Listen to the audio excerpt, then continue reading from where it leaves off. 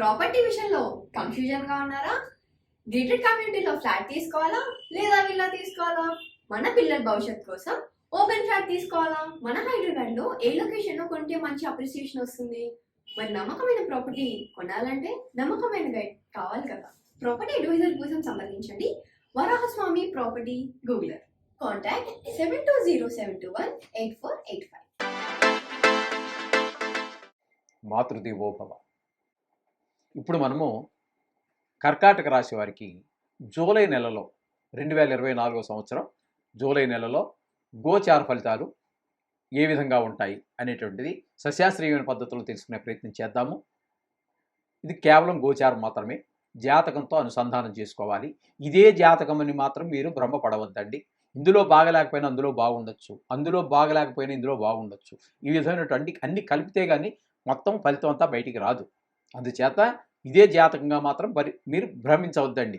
అది నా యొక్క సూచన కాదండి, శాస్త్రం. ఇది నేను చెప్పే సూచనే కాదు, శాస్త్రమే నేను చెప్తున్నాను. ఓకేనండి. ఇప్పుడు ఏంటంటే ఈ కర్కాటక రాశి వారికి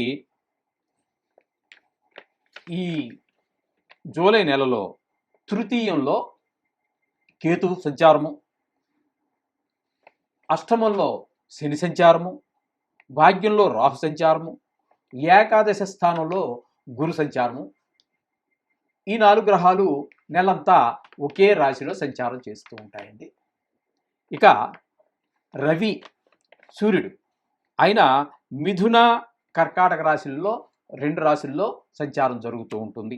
అలాగే కుజుని యొక్క సంచారం కూడా మేషము తదుపరి వృషభ రాశుల్లో 2 రాశుల్లో సంచారం జరుగుతున్నది. అలాగే ఇక బుధుని యొక్క సంచారం తీసుకున్నట్టయితే కర్కాటకము సింహ 2 రాశుల్లో సంచారం జరుగుతున్నది. శుక్రుని యొక్క సంచారము మిథునం తర్వాత కర్కాటకం 2 రాశుల్లో సంచారం జరుగుతున్నది. ఈ వీటి యొక్క ఫలితాలు ఏ విధంగా ఉంటాయి అంటే, మిథున రాశి వారికి కర్కాటక రాశి వారికి తృతీయంలో కేతువు అత్యంత శుభప్రదమైనటువంటి ఫలితాలు కలగజేస్తూ ఉంటాడు. తద్వారా మీ మిత్రుల యొక్క, మీ కుటుంబ సభ్యుల యొక్క, మీ వ్యాపార స్థలంలో కావచ్చు, ఉద్యోగ స్థలంలో కావచ్చు, అందరి యొక్క సహాయ సహకారాలు కూడా మీకు పుష్కలంగా లభిస్తూ ఉంటాయి. ఇక్కడ వీరికి ఈ కర్కాటక రాశి వారికి అష్టమంలో శని, దీన్ని అష్టమ శని అంటారు. ఈ అష్టమ శని అనేది కూడా కొంచెము జాగ్రత్తగా ఉండవలసినటువంటి పరిస్థితి. సరే, ఇకపోతే భాగ్యంలో రాహు ఉన్నాడు. ఇది భాగ్యంలో రాహు కూడా అంత శుభప్రదమైనటువంటి ఫలితాలు ఇవ్వజాలడు. కాకపోతే మీకు గురువు ఏకాదశ స్థానంలో ఉన్నారు ఈ కర్కాటక రాశి వారికి. ఈ కర్కాటక రాశి వారికి ఏకాదశ స్థానంలో ఉన్నటువంటి గురువు కూడా చాలా చక్కటి శుభ ఫలితాలన్నీ ఇస్తూ ఉంటారు. అయితే ఇక్కడ గురువు వల్ల ఏకాదశ స్థానంలో ఉండడం వల్ల మీకు ధనానికి ఇబ్బంది రాకుండా చాలా చక్కటి ఫలితాలన్నీ ఇస్తూ ఉంటారు. ఇక మనం రవి గ్రహము, కుజగ్రహము, బుధగ్రహము, శుక్రగ్రహము ఈ 4 గ్రహాలు కూడా మనకి కొద్ది రోజులు ఒక రాశి యందు తదుపరి మరొక ముందు రాశిలోకి వెళ్ళి సంచారం 2 రాశుల్లో సంచారం చేస్తూ ఉన్నది. ఈ 2 రాశుల్లో సంచారం చేసేటటువంటి గ్రహాలు శుభ అశుభం కావచ్చు, లేదా అశుభం శుభం కావచ్చు. ఇందులో ఇది చేస్తే అందులో అది ఉండొచ్చు. ఈ విధమైనటువంటి ఫలితాల ద్వారా మనకి ఈ 2 గ్రహాలలో సంచారం చేసే గ్రహాల ద్వారా ఫలితాలుగా ఉంటాయి. అయితే ముఖ్యంగా వీళ్ళకి చెప్పవలసి వచ్చింది ఏంటంటే, ఈ కర్కాటక రాశి వారికి ఈ మాసంలో స్థానచలనం ఒకటి గోచరిస్తూ ఉన్నదండి కర్కాటక రాశి వారికి. అలాగే తరచూ ప్రయాణాలు చేసేటువంటి పరిస్థితి కూడా కనిపిస్తూ ఉన్నది. అదేవిధంగా ఆత బంధువులకి కొంచెం బాగా దగ్గర వాళ్ళకి ఎవరికో కొంచెం అనారోగ్యం చేసేటువంటి పరిస్థితులు కనబడుతూ ఉన్నాయి. ఆ విధంగా ధనం వ్యయం అయ్యేటువంటి పరిస్థితి కూడా కనబడుతూ ఉన్నది. ఆ విధంగా మీరు కొంతమంది బంధుమిత్రులతో కొంతమందితో విరోధం ఉంటుంది, కొంతమందితో కొంచెము మిత్రత్వం కూడా కలుస్తూ ఉంటుంది. 2 కలిసే అవకాశం ఉంది, శత్రుత్వం మిత్రత్వం కూడాను. అదేవిధంగా ధన నష్టం కూడా జరుగుతుంటుంది. రోగాల వల్ల కూడా కొంచెం ధనం ఖర్చు అవుతూ ఉంటుంది. అదే మన కుటుంబ సభ్యులు కావచ్చు, మనకు సంబంధించిన వారి యొక్క దానివల్ల. ఆ విధంగా మీరు యత్నకార్య సిద్ధి ఏదైనా ఉన్నట్టయితే కొంచెము మీరు ఖచ్చితంగా సగం వరకు అందులో విజయం సాధించగలుగుతారు. ఎందుకంటే 2 గ్రహాల యొక్క అనుకూలత అంటే నెల రోజులు పూర్తిగా ఒకే రాశిలో ఉండేటువంటి గ్రహాల యొక్క అనుకూలత మీకు గురువు యొక్కయు కేతు యొక్క అనుగ్రహం వల్ల మీకు మీరు అనుకున్నటువంటి పని ఖచ్చితంగా సగం వరకు పైనే మీరు పూర్తి చేయగలుగుతారు.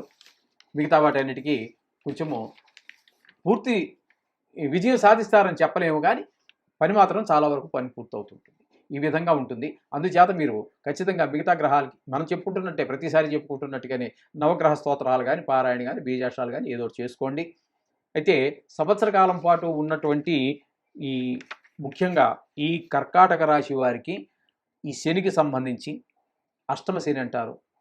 ఇది కొంచెము ఇబ్బంది కలిగించేటువంటి పరిస్థితి. కాబట్టి ఒకసారి నువ్వుల దానం, ఇంకా మీకు ఏమైనా ఆర్థిక పరిస్థితి బాగున్నట్టయితే శనికి జపం చేయించుకోండి. లేదు ఆర్థిక పరిస్థితి అంత మాత్రం ఉంది అంటే దానికోసం మీరు ఏదో 7,000 6,000 ఎంతో ఖర్చు పెట్టి ఏది చేయక్కర్లేదు. ఒక 10 రూపాయలు నువ్వులు తీసుకోండి. దాంతోపాటు చిన్న ఇనప ముక్క చేర్చండి. ఒక నల్ల బట్ట జాకెట్ బట్టలో దాన్ని కట్టి ఒక బ్రాహ్మణుడికి ఆ సంకల్పం చెప్పించి దానం ఇవ్వండి. ఆ దోషం పోయేటువంటి అవకాశం ఖచ్చితంగా ఉంటుంది. ఇది తప్పకుండా మాత్రం చెయ్యండి. అష్టమ శని కదా, అందుచేత ఈ పరిష్కారం మాత్రం. ఇప్పుడు మనము జూలై నెల 2024 సంవత్సరం మకర రాశి వారికి గోచార ఫలితాలు ఏ విధంగా ఉంటాయి అనే విషయాన్ని సశాస్త్రీయంగా తెలుసుకునే ప్రయత్నం చేద్దాం. ఇది కేవలం గోచారం మాత్రమే. ఇది పూర్తి జాతకం కానేరదు. మీరు జాతకంతో అనుసంధానం చేసుకుని చూసుకోవాల్సి ఉంటుంది. అయితే ఇప్పుడు ఈ మకర రాశి వారికి గ్రహచారం ఏ విధంగా ఉన్నది అంటే, ద్వితీయంలో శని సంచారం జరుగుతున్నది, తృతీయంలో రాహు గ్రహ సంచారము, పంచమంలో గురు సంచారము, అలాగే భాగ్యస్థానంలో అంటే 9వ స్థానంలో అంటే కన్యారాశిలో కేతుగ్రహ సంచారం జరుగుతున్నదండి. ఈ 4 గ్రహాలు కూడా నెలంతా కూడా ఒకే రాశిలో సంచారం చేస్తూ ఉంటాయి. ఒకే రాశిలో సంచారం జరుగుతుంటుంది. అయితే ఇందులో ద్వితీయ స్థానంలో ఉన్నటువంటి శని సరి అయినటువంటి కొంచెము ధన విషయంలో కొంచెం వెనకబడేటట్టు చేస్తాడు. అలాగే కుటుంబంలో మన మాట కొంచెం అంతగా పరిగణలోకి తీసుకునేటువంటి పరిస్థితులు ఉంటూ ఉంటాయి. అలాగే మాట్లాడేటప్పుడు కూడా కొంచెము ఆచితూచి మాట్లాడితే ఎదురు వాళ్ళతో కొంచెం బాగుంటుంది. ఆ విధమైనటువంటి లేకపోతే కొంచెం దుష్పరిణామాలు ఎదుర్కోవాల్సి ఉంటూ ఉంటుంది. అలాగే తృతీయంలో రాహువు అత్యంత అనుకూలమైనటువంటి ఫలితాలు ఇస్తాడు. అలాగే పంచమంలో గురువు చాలా శుభఫలితాలు ఇస్తాడు. ధనానికి కొంచెం లోటు రానివ్వడు. కొంచెము మన సంతానం కూడా మనం చెప్పిన మాట వినడమే కాకుండా మంచి మార్గంలో నడిచే అవకాశం కూడా వాళ్ళకి ఏర్పడుతూ ఉంటుంది. అలాగే భాగ్యస్థానంలో ఉన్నట్టు కేతువు కూడా అంత శుభ ఫలితాలను ఇవ్వజాలడు. అయితే గురువు